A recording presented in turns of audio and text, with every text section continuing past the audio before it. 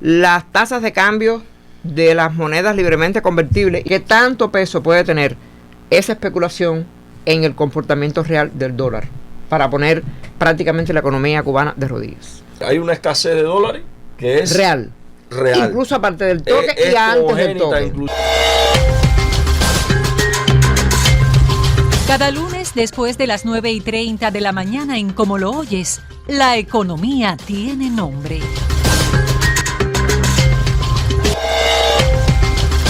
Buenos días, estamos aquí como cada lunes en La Economía Tiene Nombre y vamos a continuar en esta jornada con un tema que introducimos hace unos días en esta propia sección. Las tasas de cambio de las monedas libremente convertibles y específicamente el dólar y bueno también el euro acá en Cuba, que habían experimentado o que han experimentado mucha fluctuación, suben, bajan la tendencia, o sea, cuando usted dice baja es que bajó de 500 a 400 y tanto, 440, 430, una tasa de cambio que en Cuba se ha regido hace muchos meses por un medio digital. Por lo menos es lo que están aportando los expertos como usted y otros estudiosos de otras ciencias, los sociólogos, los periodistas, en fin. De eso vamos a hablar y también vamos a hablar de por qué, a pesar de esa fluctuación hacia abajo del dólar, las mercancías en moneda nacional que compramos casi todos en el mercado informal, que es prácticamente el único que existe en Cuba, no bajan, lo que hacen es subir. ¿Acepta entonces el reto? Sí, cómo no. Entonces ya estamos en sección y es la primera pregunta. O sea, nos habíamos quedado, Fran, en las causas que podían incidir en esta variación del dólar, ¿no? En los últimos tiempos, pero ha sido en las últimas 2 semanas sobre todo. Se han escrito muchos artículos, incluso hay una demanda cubana contra el sitio digital El Toque, que para nadie es un secreto, o sea, por lo menos para los que están en el mundo de las redes, que todos los días informa sobre la tasa de cambio.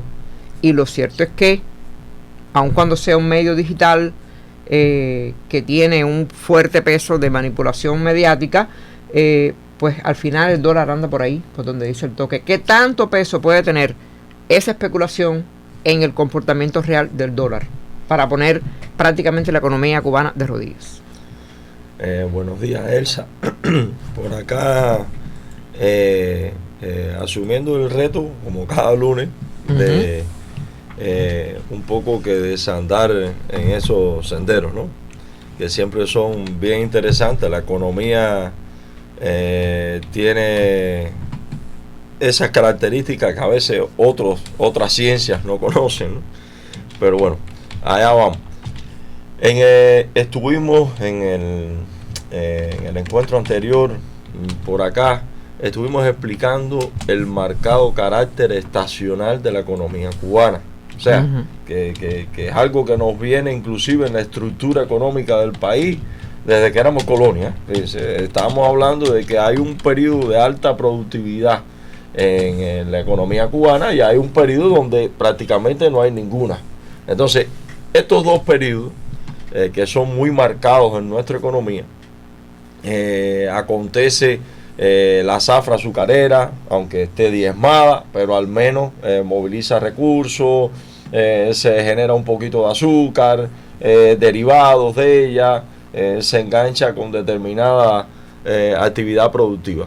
Entonces, por el otro lado, tenemos el turismo, el alza del turismo que empieza ya en estos meses. Que debe empezar. Pero no se ha visto el alza. Es cíclico. O sea, no a los estándares que nosotros antes estábamos acostumbrados en un momento determinado, pero siempre va a venir 1 millón o 2 millones de turistas más, ¿entiendes? Entonces, esos turistas que vienen en determinada época dejan una cantidad de dinero, independientemente que compran sus paquetes desde sus países, pues también salen a conocer la realidad cubana, a interesarse por conocer al cubano, a desandar por donde se hace turismo de ciudad, y en definitiva esto siempre deja una cantidad de dólares y euros de divisa internacional circulando. Entonces, por tanto, estas características que tiene la economía cubana, reales, concretas, en el orden productivo, tienen un impacto en el precio de la moneda, porque estuvimos hablando en otro momento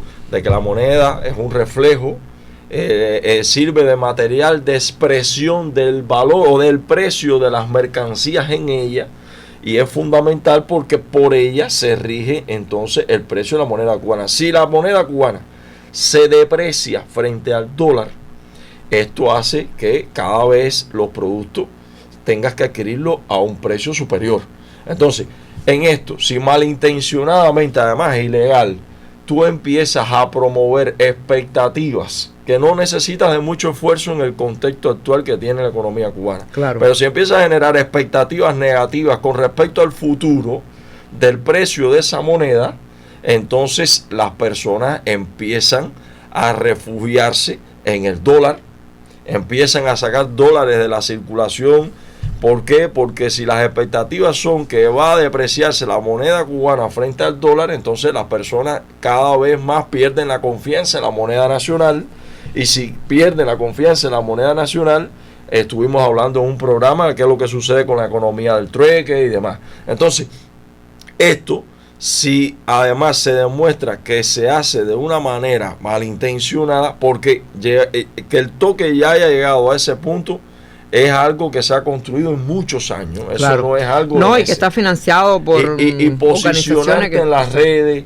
Se sabe que posicionarse en las redes no es una cuestión de meses ni de días, es una cuestión de años. Ya. Y que ahora yo le preguntaría, exacto, entiendo la parte que me explica, entonces por esa ruta podríamos pensar que si el TOC ahora mismo resolviera este problema, no manipulara las tasas de cambios de Cuba y las pusiera hipotéticamente, soñando, al precio oficial, ¿resolvería Cuba la tenencia de dólares? No. Hay una escasez de dólares que es real.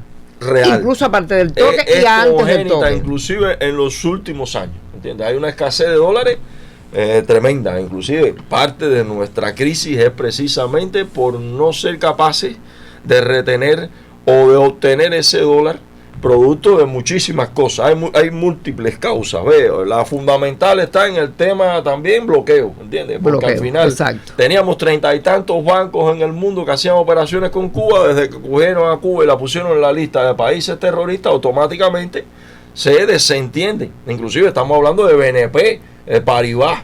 O sea, el bloqueo hace más daño que el toque.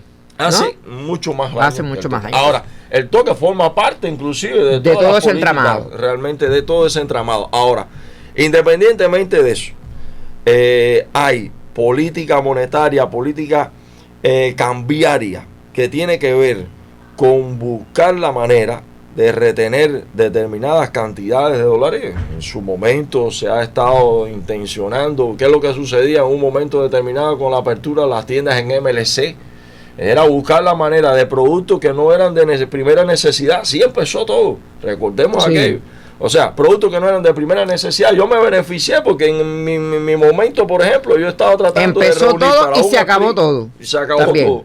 Empezó todo y se acabó todo muy rápido. Buscar la manera de que esos 2.500 millones de dólares de remesa, buscar la manera de engancharlo por algún lado, que no terminaran en Guyana, que no terminaran todos en Rusia, sino que engancharan por algún lado y eso se revirtiera en que tú promovieras la importación de determinadas materias primas o fomentaran la producción para elevar la productividad, que eso en definitiva es lo que da el traste con una disminución de los precios.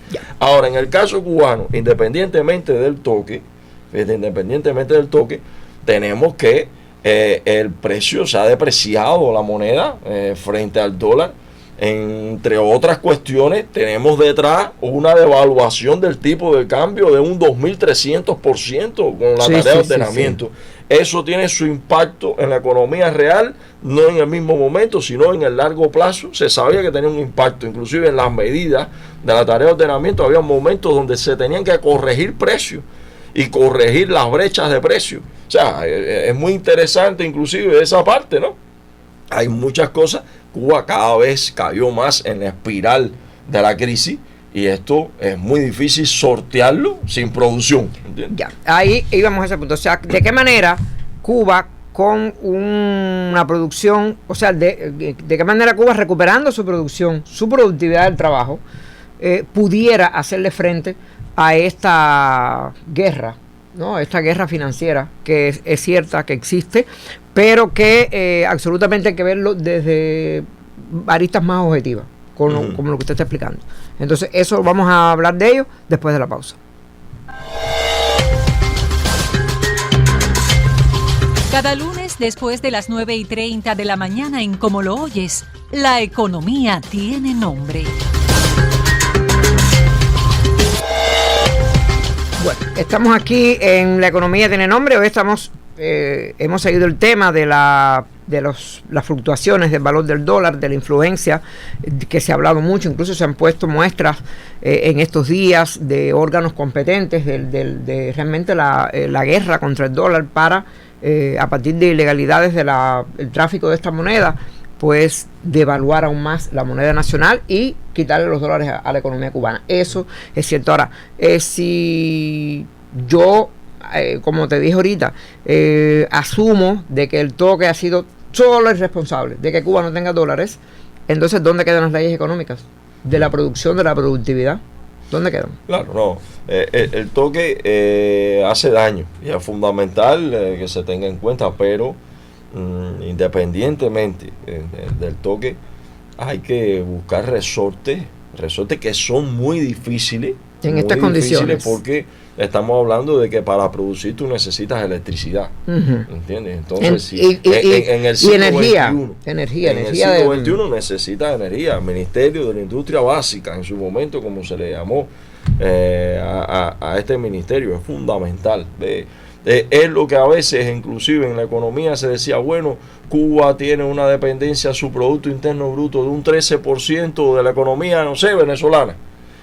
Pero es que ese 13%, fíjate, tú podías depender de un 60% de otra economía, pero el problema es que de ese 13% que dependía la economía cubana es de los hidrocarburos. Ese 13% puede más que el otro 60%. A veces en la economía, o sea, la estadística, te lo enseña todo, pero te oculta la mejor parte. Entonces ahí está la tarea del economista, ¿no? Es buscar la mejor parte y no solamente quedarse con el % como tal.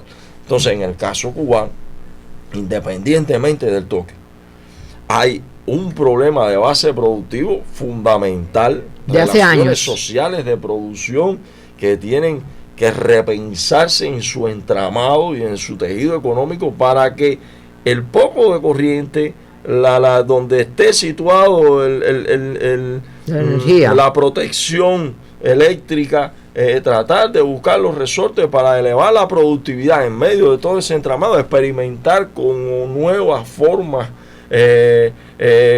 productivas de asociación de tipos productivos, lo que está llamando el presidente. Exacto. En definitiva, lo que está en documentos, los encadenamientos, encadenamiento con cooperadas, inclusive lo que se está llamando ahora con el nuevo paquete, que después comentaremos. Sí, vamos a hablar del nuevo paquete. Es fundamental. ¿Están preocupados los cubanos con el nuevo paquete? Sería interesante analizarlo, lo vamos a analizar. Claro. Como mismo está estructurado en su forma de lineamientos y demás, así mismo, eso para corregir las distorsiones y demás. Vamos a comentar capítulo a capítulo, inclusive en este programa. Sí. Vamos a hacer comentarios muy personales acerca de usted va a hacer comentarios muy académicos, ¿verdad? Porque usted es un académico, es un economista, es un casi doctor en ciencias económicas y por eso tiene el peso de su palabra en esta sección. Vamos a dejarlo ahí. Disculpen, no vamos a dejar por ahora el tema del dólar porque esas relaciones que usted dice siguen rigiéndose por el dólar. O sea, el dólar, sí. Para que todo eso ocurra, tiene que haber dólar en la mano de un país. Vamos a dejarlo.